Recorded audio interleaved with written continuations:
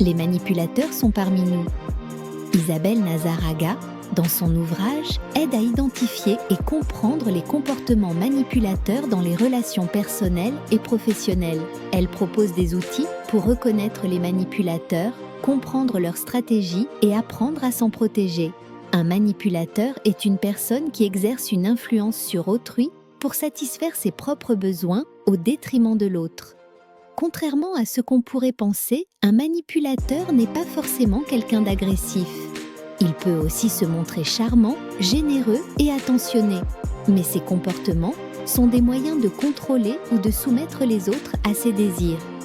Le manipulateur n'a pas forcément conscience de son comportement toxique, mais ses actions causent du mal à son entourage. L'auteur dresse une liste de 30 critères pour identifier un manipulateur. Parmi ces critères, on trouve qu'il culpabilise les autres au nom du lien familial, de l'amitié, de l'amour, etc. Il reporte la responsabilité sur les autres ou se déclare victime. Il change ses opinions et ses comportements selon les situations et les personnes présentes. Il utilise des sous-entendus pour déstabiliser ses interlocuteurs. Il divise pour mieux régner, crée des conflits entre les personnes. Il flatte ou critique de manière excessive. Aucun manipulateur ne présente tous ces critères, mais plus une personne en présente, plus elle est susceptible de l'être. L'auteur détaille les différentes techniques de manipulation utilisées pour prendre le contrôle d'une situation ou d'une personne. Le double discours est une technique où le manipulateur dit une chose à une personne et son contraire à une autre pour semer la confusion.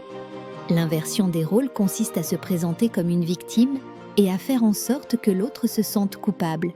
La flatterie excessive est utilisée pour gagner la confiance de la personne et la mettre sous son emprise. Le silence est utilisé pour créer du malaise et obtenir ce qu'il veut sans avoir à demander directement. Nazaraga explique que la manipulation a des conséquences graves sur la santé mentale et émotionnelle des victimes. Celles-ci peuvent se sentir confuses, coupables, dévalorisées et perdre peu à peu leur confiance en elles. Elles peuvent aussi développer des troubles psychologiques comme la dépression, l'anxiété et même des troubles psychosomatiques. Le manipulateur installe un climat de dépendance, où la victime se sent prise au piège, incapable de prendre des décisions sans l'approbation du manipulateur. L'auteur identifie plusieurs types de manipulateurs, chacun avec des caractéristiques particulières. Le pervers narcissique combine la manipulation avec des traits de personnalité narcissique. Il se nourrit de l'admiration des autres et n'éprouve pas d'empathie pour ses victimes. Le passif agressif évite les conflits directs et utilise la culpabilisation, le déni et l'obstruction pour contrôler les autres. Le séducteur utilise le charme et la séduction pour prendre le contrôle, mais sans s'engager véritablement dans une relation sincère.